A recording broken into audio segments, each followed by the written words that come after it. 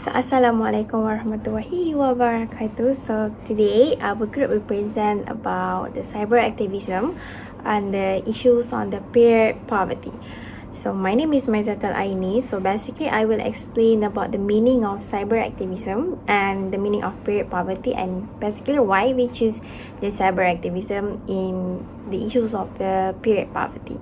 So actually the meaning of cyberactivism is a process of using the internet-based socializing and communication technology, like the technique to create and operate and manage activism of any type. It could be the issues of peer poverty, cyberbullying that we do basically based on the internet.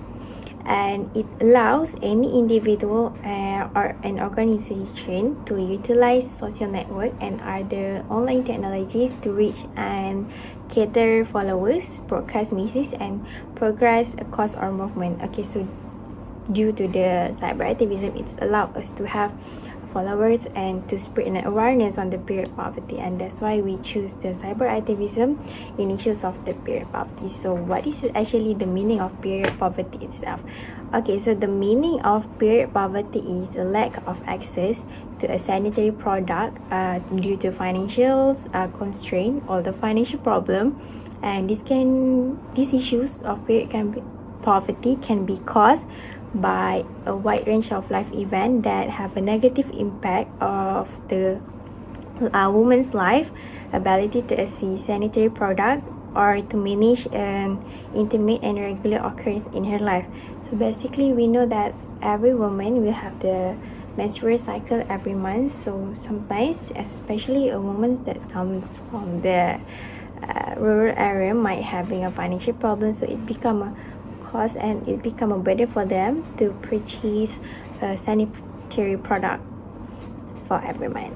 So one of the examples that quite good is, for example, one of the country that provide a free sanitary product for women is New Zealand. They started to have a free sanitary product for women, so the women that live in that country would never tend to have the financial problem to purchase the sanitary product. So it's become more easier for them, especially it's provide the sanitary product for them. So that's why we try to use this issue due to the cyberactivism, because we think these issues are still new and it's still not knowing by our society, especially in Malaysia, because they might think that this is not really a serious issue, but it's actually need to become an issue because not everyone be able to purchase a sanitary product. We're not living in New Zealand, which we can have it free. We're living in Malaysia, which is we need to buy the sanitary product every month. So through this presentation, we will try to explain why we use cyberactivism and why we choose this topic. Bismillahirrahmanirrahim. I am Nur Faqihah binti Mustapa. So for my part of presentation, I'll be explaining on how cyberactivism helped in spreading the awareness of peer poverty, or spreading the informations or knowledge about peer poverty. So firstly, cyberactivism helped to spread knowledge and information about peer poverty. So as we all know, even though all of the people all around the world already understand that women have to face menstruation every month, but there are still people who are neglecting these peer poverty issues. So through cyberactivism, it helps in promoting the peer poverty issues and also to spread the knowledge and information regarding this issue. And the second one, through cyberactivism, online seminars and talks to giving information on peer poverty can be conducted. So in order to spread the knowledge and information regarding peer poverty, there are a lot of online seminars and talks that has been conducted by advocates and also influencers who are feeling responsible to spread the knowledge of this issue. So as what can be seen in the picture, it is a poster of a seminar or a talk that has been conducted on 20th March 2021, which is on free flow regarding the peer poverty issues. And Dr. Fatimah Alatas, which is one of our lecturers in SOCA department, She is the speaker of this seminar, and together with Maisara Razali, which is the co-founder of My Bunga Pets. And then we can see from Peduli Merah, there is also a seminar that has been conducted where Dr. Hana and Dr. Fatima, once again, is also the speaker. They were being explained on the period poverty issues and the cycle of women, where they explain about the menstruation that every woman have to face every month, and also regarding the period poverty issues. And then the next one, it is a screenshot of Dr. Fatima Alata's Instagram story, where she is also again one of the speakers for a coffee talk with Fame that was explaining on period poverty issues, on how to help the people who are affected by this issue. And lastly, the seminar on period masih isu tabu ke, which is period still a taboo, where Dr. Hana, once again, is the speaker. This is a seminar that has been conducted by one of the organization that was known as the Advocates for Women, which is the Girl to Leader Malaysia. Okay, the third one, cyberactivism helps in making online campaign to spread awareness about period poverty and to help the affected people. So there are a lot of online campaigns that has been conducted to spread awareness about period poverty, since a lot of people are still unaware of this issue. And there is also campaigns to collect donations to help those people affected by this issue. Okay, as can be seen in the picture, My Bunga Pets had conducted a donation drive, and they had collected about 5,000 plus regarding these period poverty campaigns, and they had given out the donation to those people in need.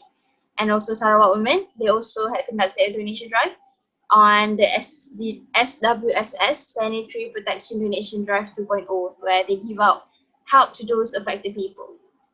From the third picture, we can see that the Serum Initiative, they made an online campaign on period poverty issues in Malaysia regarding to, in conjunction with the IWD, which is the International Women's Day 2021, and they make it viral, the hashtag of Choose to Challenge, where they explain about how period poverty issues is serious even in Malaysia.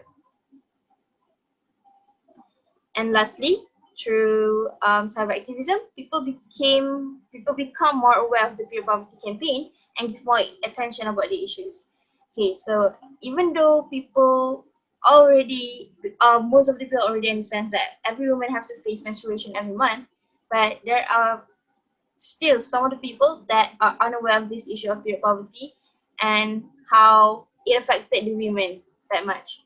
So through cyberactivism, it already gave out help by spreading the knowledge, informations, and also give talks and seminars to the people all around the world, including in Malaysia, in regards with the period poverty issues. And by this, people can get more knowledge and information regarding this issue.